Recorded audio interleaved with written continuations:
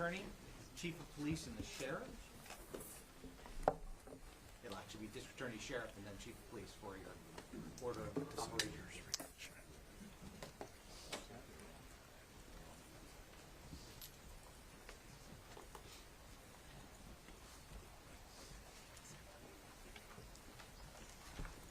Well, thank you very much for coming today. I will be joined, my name is Nathan Hochman. I'm the District Attorney of Los Angeles County. You'll hear after myself from Sheriff Robert Luna of the Los Angeles County Sheriff's Department, and then Jim McDonald, the Chief of the Los Angeles Police Department. Before I announce the charges, the state charges that have been brought that are tied to these immigration protests, let me first put an overview about the charges. The complaints and the information you will hear about the charges today are not evidence. Evidence has to be presented in a court of law. An individual is presumed innocent until and unless they are proved guilty in that court of law beyond a reasonable doubt. So the discussion of the charges today is just that. It's a discussion of charges and not ultimately, or it does not ultimately constitute evidence of the crimes that will be presented in a court of law. So I first want to start out with a thank you. On behalf of the District Attorney's Office, I want to thank the hundreds of law enforcement officers from the LAPD, from the Los Angeles Sheriff's Department, from their related law enforcement agencies that have come to Los Angeles to help out in this situation.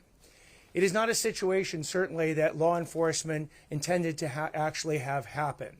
Both the District Attorney's Office, the LAPD, the LA Sheriff's Department, and local law enforcement do not participate in federal civil immigration enforcement. I want to make that crystal clear. We were not alerted ahead of time that this was going to happen.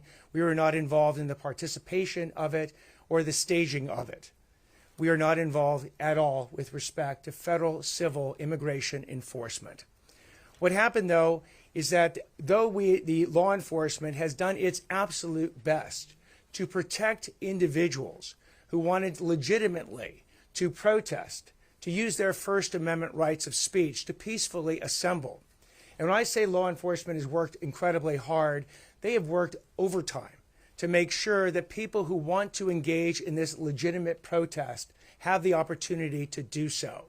The District Attorney's Office equally will fiercely protect people's rights to peacefully assemble and peacefully engage in First Amendment protected speech. However, when that speech crosses over from protected speech into illegal conduct, the people who engage in that illegal conduct will be prosecuted. They will first be arrested, they will be prosecuted, and they will be punished to the full extent of the law. We have said this repeatedly. We've said this as a warning to people who are thinking about conducting these illegal acts, pretending that they are engaged in protests, but at the moment they engage in the illegal acts, they are no longer legitimate First Amendment protesters. They are criminals, and they will be prosecuted as criminals. If people want to hurl insults, we will protect that. If people want to engage in crimes, we will prosecute them. So hurling bricks, hurling cinder blocks, hurling fireworks will not be tolerated in this county, now or ever. So when we talk about the cases that we are brought, I'm going to highlight 5 cases today that we have brought in order to, again, not to give an example of the types of cases that we are bringing, and as importantly, the types of potential criminal consequences the individuals who've engaged in this criminal activity will face. And in saying that, we will be having literally dozens and dozens of additional cases that will be brought to us from law enforcement to consider filing. In the weeks to come, we will look through all those cases. And by the way, as a quick aside, for any individual who's engaged in criminal conduct but did not get immediately arrested, let me provide some bad news for you. There's a tremendous amount of video out there through social media and otherwise. We will know who you are, who engaged in this conduct. We will track you down, we will arrest you, we will prosecute you, and we will punish you. So, For people who've already engaged in this illegal activity, we're coming for you. For people who are thinking that maybe this is a good idea to do, please take this as your warning. That if you engage in this conduct, please don't come to us afterwards and say, we didn't think anything was going to happen to us, because those prosecutions will occur. And again, before I go into the examples, let me give you one more overview. If you only saw the social media and the media reports of what's gone on over the last 5 days, you would think that Los Angeles is on the verge of war, that we are truly being attacked repeatedly over and over and over again, because that has been the media's message to both people in Los Angeles, to people in the state of California, to people in this nation, to people throughout this entire world. That somehow, every second of every day, there's another exploding firework on our street. That motorcycles are running into cops, that stores are being looted, that buildings are being vandalized and graffitied. But let me put this in perspective for you. There are 11 million people in this county, 4 million of which live in Los Angeles City. We estimate that there's probably thousands of people who've engaged in legitimate protests, let's say 4,000 people. That means that 99.9% of people who live in Los Angeles City or generally in Los Angeles County have not engaged in any protest at all. Now, amongst the people who've engaged in protest, we estimate there are hundreds of people, let's say up to maybe 400 to use rough percentages, who've engaged in this type of illegal activity. So what does that mean? That means that 99.99% of people who live in Los Angeles City or live in Los Angeles County have not committed any illegal acts in connection with this protest whatsoever. So let's put that as a context when we look at these images over and over again that the media wants to put out there to try and scare us all. And then understand what the resources that we can bring, that law enforcement can bring to this task. The Los Angeles Police Department has over 8,500 officers. Sheriff Luna has over 9,000 officers. The California Highway Patrol, the local law enforcement agencies that have all been enlisted and have been so generous in helping us out, bring additional thousands of officers if needed for any level of civil unrest that might occur. And that civil unrest has been on a downward trend over the last several days, but these law enforcement officers are absolutely ready for anything that comes their way. So let me describe these 5 cases. The first case involves an individual who has been charged. His name is Juan Rodriguez. He's from Gardena. He's been charged with 1 felony count of assault upon a peace officer, resisting arrest, and advocating violence against an officer that has caused injury. At 5 p.m. on June 8th, Mr. Rodriguez allegedly passed out commercial-grade fireworks to a group of protesters who lit them and threw these commercial-grade fireworks at police officers at the intersection of First Street and Los Angeles Street. He's also accused of throwing the fireworks himself at the officers. And one of these fireworks exploded and injured an officer from the exploding sparks. If convicted as charged, Mr. Rodriguez will be facing 6 years and 4 months in state prison. Second case, it involves Randy Paul Ruiz and Georgina Ravallero. Both have been charged with 2 felony counts of assault upon a peace officer. On June 8th, at approximately 3:40 p.m., police were holding a skirmish line at the corner of Temple and Alameda Streets when Mr. Ruiz allegedly drove his motorcycle into a line of officers. Minutes later, Ms. Ravallero is accused of driving another motorcycle into the officers, injuring one and knocking down several others. If convicted as charged, Ruiz and Ravallero each face up to 6 years and 4 months in state prison. Third case, Timmy Paulk and Raven Mitchell. This case involves both of these individuals being charged with 1 felony count of second-degree commercial burglary and grand theft. On June 8th at about 10:15 p.m., Mitchell was double parked near a Nike store in the 600 block of South Broadway that was allegedly being looted by a group of people. Paul is accused of stealing multiple items from that store and getting into the car driven by Mitchell. They fled, but they were arrested a short time later. If convicted as charged, they each face up to 3 years in state prison. The next two cases are Los Angeles Sheriff's Department cases. Sheriff Luna will provide additional facts about these cases, but let me just give a quick overview of each one. Ulysses Sanchez. Ulysses Sanchez has been charged with one felony count of assault with a deadly weapon, possession of a firearm by a felon, and one misdemeanor count each of reckless driving and possession of a smoking device. On June 8th at 9:35 p.m., Mr. Sanchez engaged in reckless driving in his minivan in downtown Los Angeles. Many of you saw the video footage of this where he was driving in donuts and injuring individuals. Mr. Sanchez is a third striker. If convicted as charged, Mr. Sanchez faces up to 25 years to life in state prison. The fifth case is Christopher Gonzalez and Jocelyn Johnson. In this case, they have both been charged with one felony count of conspiracy to commit vandalism and two felony counts of vandalism as well.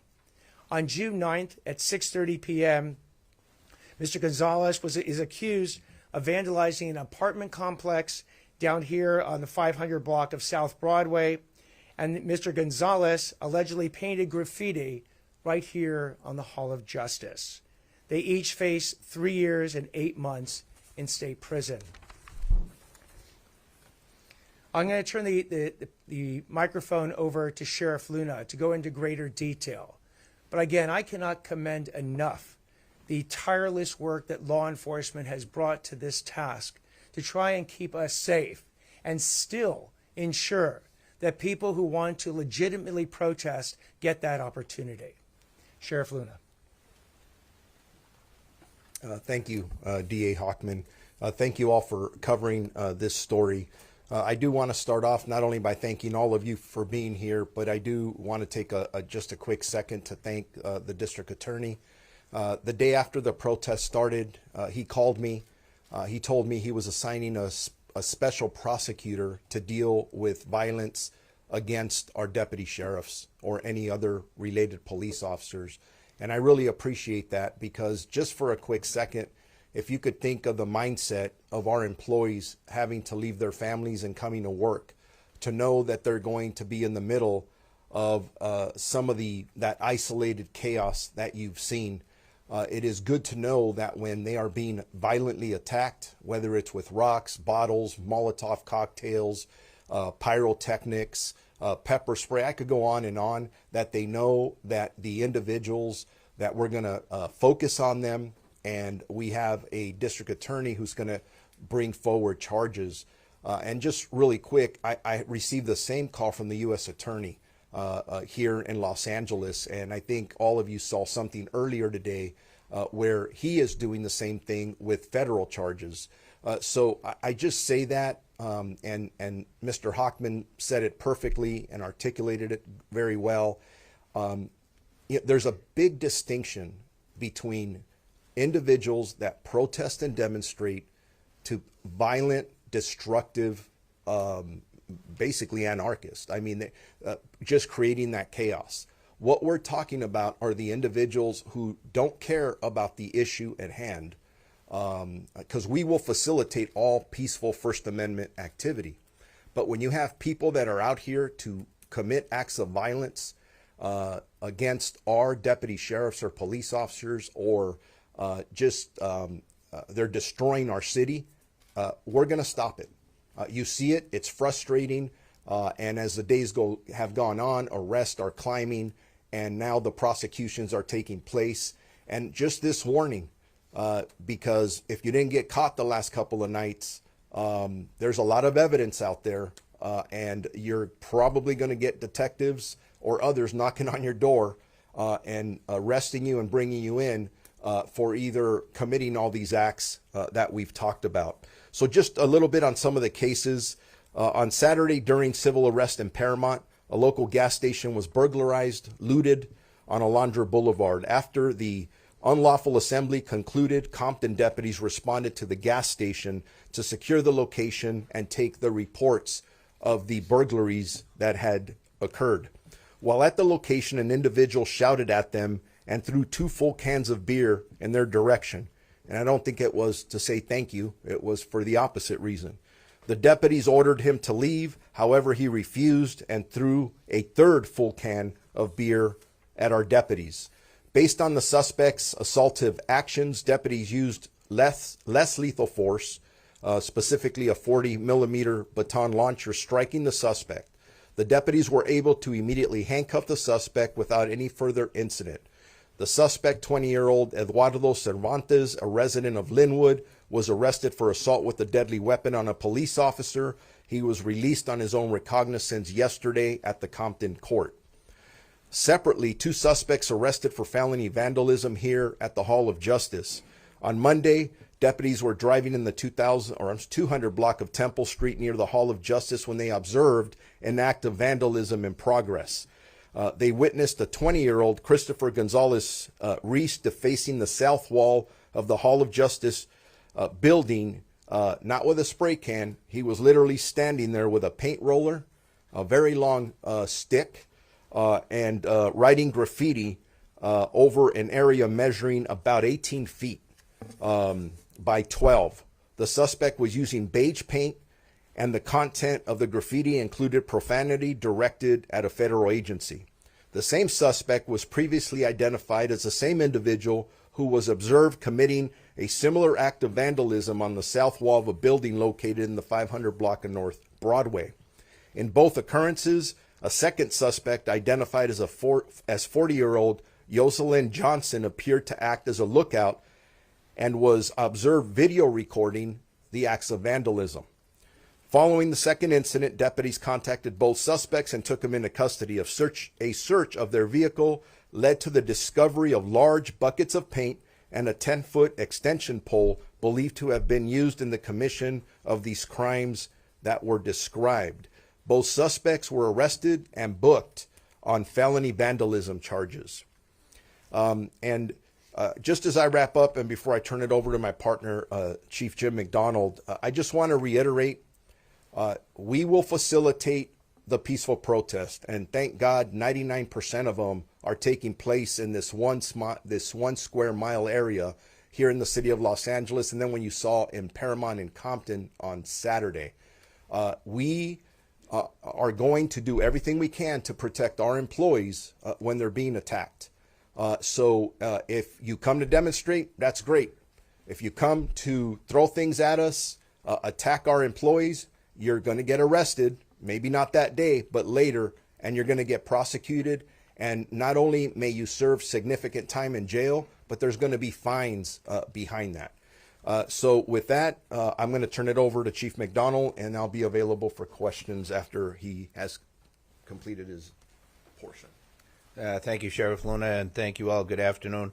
And again, you'll hear some common themes here, certainly. I want to start by expressing my sincere gratitude to all of our officers and deputies on the lines for their professionalism and dedication. They've been asked to work long hours in dangerous and unpredictable conditions, and I'm grateful and proud of their resilience. I also want to thank our dedicated partners from local, state, and federal agencies for ongoing partnership and unwavering support during these challenging times. The Los Angeles Police Department recognizes and supports the right to peaceful protest, but when individuals choose to weaponize that right, by assaulting peace officers, endangering lives, or committing crimes under the cover of a crowd that is no longer a protest, that is a crime and it won't be tolerated. 3 individuals have been charged with felony assault on our officers, including the use of fireworks and motorcycles to cause harm. These were deliberate attacks that injured officers who were simply doing their job out there to protect the public. Let's not forget our officers face uncertain and often dangerous situations every day, and their risk to their lives has been even greater over these last few days. I've watched Molotov cocktails and fireworks shot mortars being launched out of tubes at our officers. They're encountering routinely M-type fireworks and commercial-grade fireworks, which in the state of California are considered explosives, and they can kill. Our officers should never have to face targeted violence while standing on a line to protect others. I want to thank the district attorney for pursuing felony charges in these cases. It sends a strong and important message. If you assault a peace officer in this city or this county, you will be held accountable. Additionally, I'm also pleased that there are charges related to looting and vandalism, crimes that took advantage of the unrest to target businesses and city property.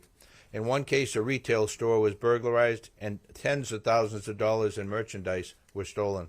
In another, graffiti was sprayed onto a historic public building while an accomplice stood watch. These crimes don't advance any cause or further any message. What they do is harm to our communities, our small businesses, and our civic institutions. The LAPD will continue to investigate all incidents thoroughly and work with our partners in the DA's office to bring every offender to justice. We remain committed to protecting First Amendment rights, restoring peace, and holding criminals accountable. I want to thank our officers, our partners, and this community for their resilience and cooperation throughout this event. Thank you. And before we start with questions, I also want to thank the two members of my office that have worked around the clock to bring these charges. Alva Lynn, who's our head deputy of our charge evaluation division, and Deputy District Attorney Michael Blake of our Crimes Against Police Officers Division. Now we'll take questions. Yes. So earlier today, Major General Sherman said that National Guard members have detained some people. They've already done this and then immediately turned them over to law enforcement. Can you share a little bit about which law enforcement they went to, how many detained? We're still working out a lot of the communication and coordination with the Army, who is in charge of the Marines as well. So I don't think whether Chief McDonald or I have heard specifically about that. I'm almost positive, but there is some guessing in this, that when he's talking about law enforcement, he's talking about federal law enforcement. Because one of their missions, from what has been described to us, is other than protecting federal facilities, they are protecting federal employees or federal law enforcement. So they're going to be going out together from our limited understanding thus far, and I think that's exactly what he's talking about. Thank you. I understand most of the people arrested are not facing the serious types of felonies that you're describing. They're probably going to be referred to the city attorney for less serious failure to whatever those allegations would be. In recent history in Southern California, hundreds of people have been arrested on those allegations at protests, and then the city has made the decision not to prosecute any of them. And I'm curious if you're going to take a different position or what your thoughts are about that as it relates to the people arrested in the last few days. So you are correct that there are certain crimes committed, misdemeanor crimes committed here in Los Angeles City that would be the jurisdiction of the city attorney's office. I have spoken to the city attorney, Heidi Feldstein Soto. She takes these crimes very seriously. I don't want to speak for her ahead of time as to the types of charges she's going to bring on these various violations. And you're right, they can, even misdemeanors can span a spectrum from failure to disperse, from violations of curfew, onto even more serious violent actions or actions involving theft. So I can tell you, having spoken to Ms. Feldstein Soto, that she and her office will be taking these violations very seriously. I don't think we have a precedent that was set in prior protests. I will tell you from the district attorney's office, which didn't bring charges in connection with the prior protests, starting today, you've heard we are bringing these charges, felony charges. We consider the actions, particularly the actions against law enforcement, the actions against public safety, the actions defacing, as Chief McDonald said, historic buildings, extremely serious. In many ways, I've been, well, not in many ways, I've been a lifelong Angelino. I've been here over 60 years in this city and in this county. These people who want to go ahead and not protest and not engage in legitimate speech, but want to go ahead and commit crimes in our home, we're going to protect our home. We're going to make sure if someone wants to throw cinder blocks at our police officers, we're going to protect our police officers and hold those people accountable. They want to go ahead and write disgusting words all over our public buildings, we're going to go after them as well. They want to steal from our stores, we're going to hold them accountable for their actions. And that's the way I view it. That's the way the district attorney's office views it. If you want to come into our county, into our home, and commit crimes, you will be arrested, prosecuted, and punished. 2 questions, if I may. The first one being, all 3 of you have spoken in some regard about outside agitators or anarchists, I've heard. Obviously, you also respect the rights of peaceful protesters. I'm wondering if you can provide any evidence of maybe organization from anarchists. Have you been able to trace a certain group that's behind it? Obviously, you've highlighted 5 cases of men and women doing destruction, but is there any other evidence about anarchists or people that are coming in here with organized intentions?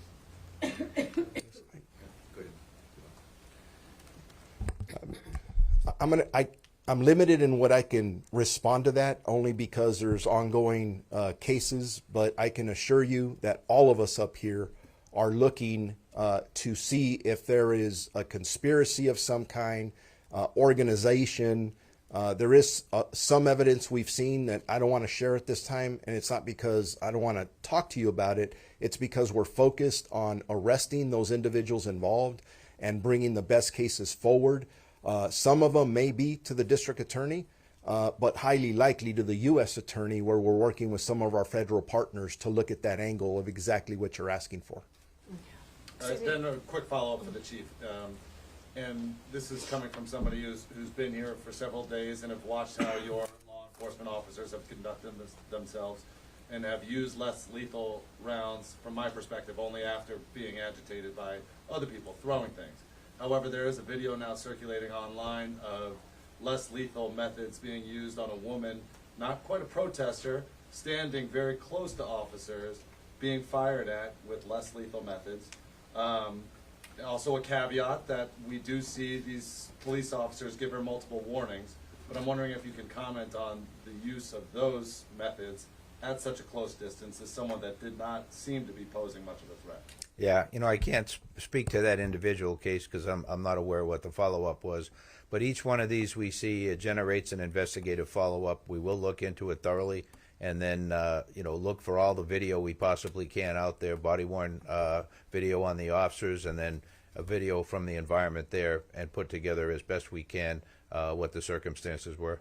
Perhaps then you could speak to people out there who may not understand that a warning's a warning, or Yeah. that maybe officers would take that step. Yeah, thank you for that. The bottom line is, once we give a dispersal order, it's because things have gotten out of hand and we're trying to restore order, and you are ordered to leave that area, and the officers are going to clear that area. And some of the tactics used involve less lethal munitions, and certainly while they're way more accurate than they were in years past, certainly there's also times where they potentially hit a target that was not the intended target. So if you're in the environment and you're told to leave, please leave, because for your own safety and the safety of everyone around you. Do you know what's going on in Boyle Heights? I just saw a video when I was leaving my office to get over here. There was a white car and then 2 silver cars. I think it was an SUV and a silver truck. Came up, caught off the white car, and 2 people hopped out. I mean, they looked, like they were, I couldn't tell if they were feds or local officers. Right. And then they detained that driver. Any idea what's... Yeah, I've heard about that too. I haven't been able to find out more about it at this time. I know that Hollenbeck units were dispatched to that, so once we free up here, we'll figure out what was going on out there more. Chief, and just to kind of follow up on that question, just trying to understand, does that mean that you guys have begun use of force reviews on some of these incidents? Oh yeah, whenever anything happens of significance, we start looking at it right away. Try and capture all the video we can, any other evidence we can right away. We're going to take a couple more questions. There's one particular question I wanted to ask. There was an arrest of Luz Aguilar. I believe she's an aide to one of our council members. I was wondering if there was any information regarding that arrest, if there were any charges that were posted for her and her sister, Antonia Aguilar. Was it when you talked about? No. Yeah, no, I'll have to follow up with you to see what those, if there were charges filed or not on that one. Maybe if the sheriff could just clarify what he had said earlier to the question about the National Guard now being given authorization to detain people. How would it work then, I suppose, and it sounded like from the previous answer you were saying they're only really there to detain those that are causing harm to federal officers, but I don't know, how would a handoff work to local law enforcement if the National Guard was to detain, say, a protester?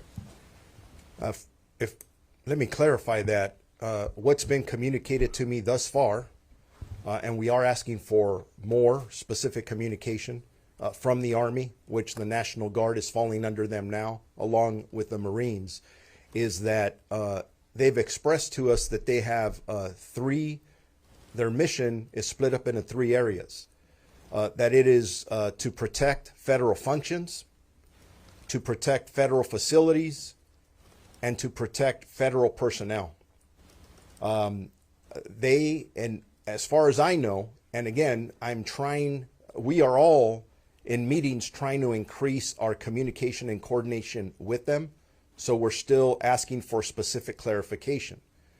My understanding at this point is that they do not have the powers to arrest or detain. So if they are out in the field, they may be there, but they're working in conjunction with federal authorities. It could be ICE, Border Patrol. There's a whole host of acronym federal agencies that they're working with.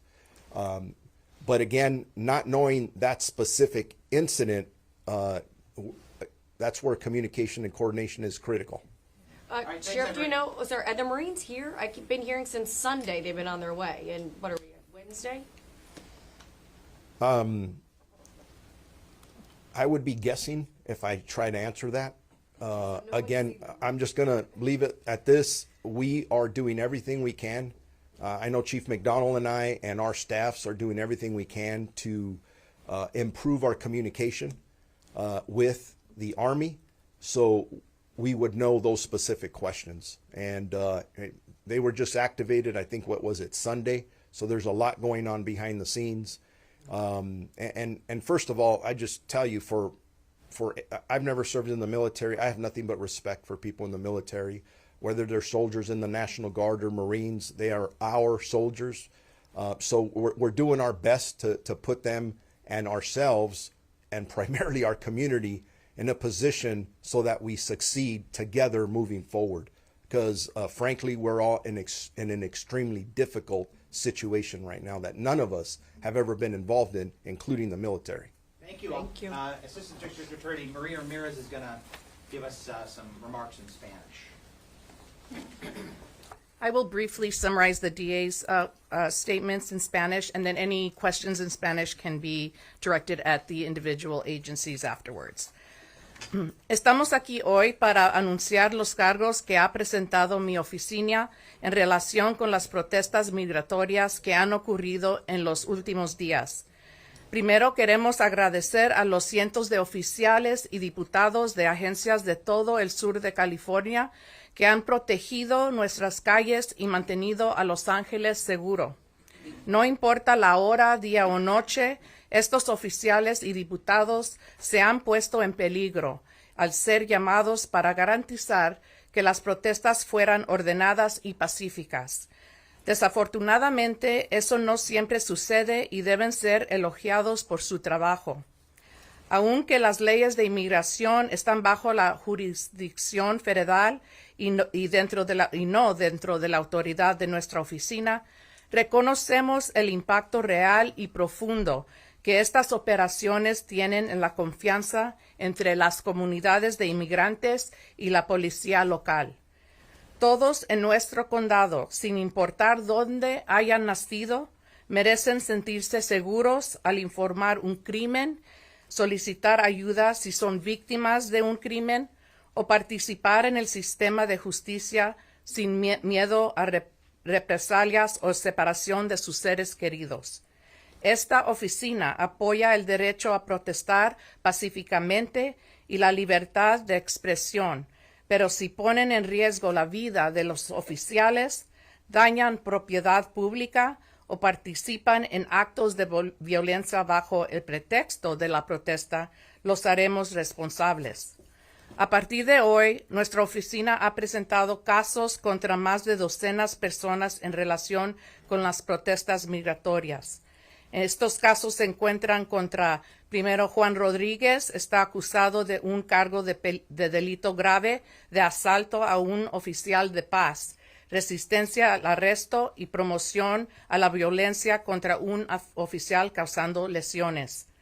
Randy Paul Ruiz y Georgina Ravellero están ambos acusados de 2 delitos graves de asalto a un oficial de paz. Ulises Sánchez enfrenta un cargo de delito grave de asalto con arma mortal, posesión de una arma de fuego por un delincuente y un cargo menor de conducción imprudente y posesión de un dispositivo de fumar. Christopher González y Jocelyn Johnson han sido acusados de un cargo de delito grave por conspiración para cometer vandalismo y 2 cargos de vandalismo. Timmy Polk y Raven Mitchell enfrentan un cargo de delito grave cada uno por robo comercial en segundo grado y un robo a gran escala. Hemos referido 3 casos a la oficina de la fiscal de la ciudad de Los Ángeles para consideración de presentación de delitos menores. Quiero recordar a todos, aunque ha habido número de arrestos, no todos esos casos se presentarán a nuestra oficina. Algunos casos serán presentados a la Oficina de Fiscal de los Estados Unidos y a la Oficina de Fiscal de la Ciudad de Los Ángeles. Se espera que casos adicionales sean presentados a la Oficina de Fiscal de Distrito para consideración de presentación.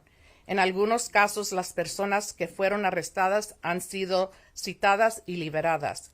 Esos casos aún no se han presentado. Muchas gracias. Thank you, everybody.